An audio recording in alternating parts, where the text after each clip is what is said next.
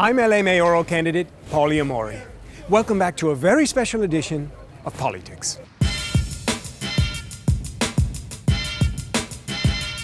In our last episode, we talked with Angelenos about the issues they cared about most. At the top of everyone's list was homelessness. And it's no wonder. Homelessness has become an epidemic in our city. With encampments everywhere, nearly every neighborhood in LA has been impacted by this tragedy. According to the 2016 homeless census, LA County has close to 50,000 homeless.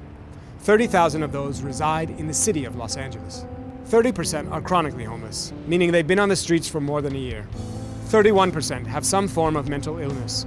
23% are battling addiction, though many of them were not addicts before they became homeless. 17% are victims of domestic violence. 7% are children, and 6% are veterans. Nearly 1/3 of LA's homeless live in downtown LA, on or in close proximity to Skid Row. This is Skid Row. When I say this Skid Row, this is the ghetto of the ghetto. To put it bluntly, it's hell. Dangerous, very dangerous. You want to see my weapon that I have to hurt somebody if they come to attack me? There's some people that's depressed and they're displaced, and so a lot of people need help down here. I had to sleep outside the other day in the rain, because the missions are so crowded. They also have the rats running in and out of the place around here, around these tents. Has it gotten worse down here? Yes. What have you seen? I've seen people get raped, beat, and cut. Many factors have contributed to homelessness in LA, from a lack of affordable housing and healthcare to poverty and job loss. But how has the city let it get this bad? And what is it doing to address a problem that has become a crisis for Los Angeles? Do you see the city out here helping? No, none at all. Nada. We had a friend of ours die across the street a few weeks ago. Okay, paramedics didn't even do CPR on her. Didn't even try. I mean, that's pretty bad when you treat the homeless like they're nothing. You can't treat people as animals without them acting as animals. They need to put more funding behind drug and alcohol counseling down here. I haven't seen a lot of help with the mental illness here. I haven't seen a lot of help with housing. Do you feel like the city's actually doing anything to really try and end homelessness? Nah, like end, no. So the city is sort of invisible out here. Yeah, they are, but the visibility they do have is met with resistance because the people out here don't really trust them. They need to provide a huge parking lot, or a parking structure would be better, so they could set tents up in it, That way they have one area and they can keep it cleaner, they keep it safer. So there's a lot of people out here who maybe don't want to be in homes, right? Right. What makes you think people want housing? Why do you think people might not want to actually, even if they were given the opportunity, might not want to get off the street?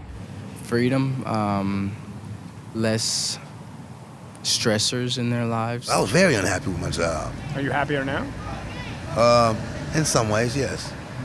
Yes, I don't feel like I have the world riding on my shoulders. I don't have a whole lot of people expecting things from me. A lot of them won't go to shelters because they're dangerous. So they'd rather stay out here than go to a shelter. You want to get off the streets? Oh man, I think I've been here a little bit too long, Paul. If the city said had a home for you, would you take it? It depends.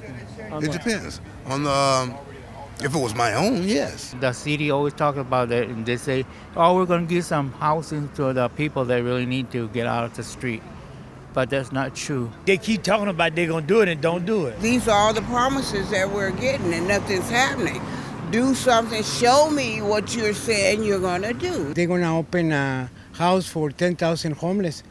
But 10,000, we are more than 10,000. There's 50,000 homeless people in LA. I mean, you do the math. But we can't help them get off the street if there's nowhere to take them. And there isn't. There's nowhere for them to go. So what are the solutions? The recently passed Prop HHH will raise the money to build 7,000 to 10,000 units of housing over the next 10 years. And Measure H, on the ballot in March, will raise the money for the accompanying social services. So we're on our way to addressing 1/5 of the problem in the next 10 years. But what do we do today? And how can we make a difference now? We need more people who care. Acknowledgement, man. That I see you. Give them some love and listen to them. Hear them out. And wish you a great day today and give them a smile. And, people like that. That one little word could help that person for the rest of their life. Give some food or something, a little.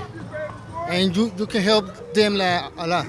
You can help people by any means you can, food assistance. There are people out here who need tents. I need one myself. Mine's falling apart. I need some stability and such as a place to live and rest my head. I'm waiting for a bed. If you could move it up, I'll be more than happy. We need blankets. We need pillows. We need clothing. I only have 2 pair of pants. I'm a size 28 by 32, by the way, if anybody's interested. There is no magic bullet to eradicate homelessness in our city.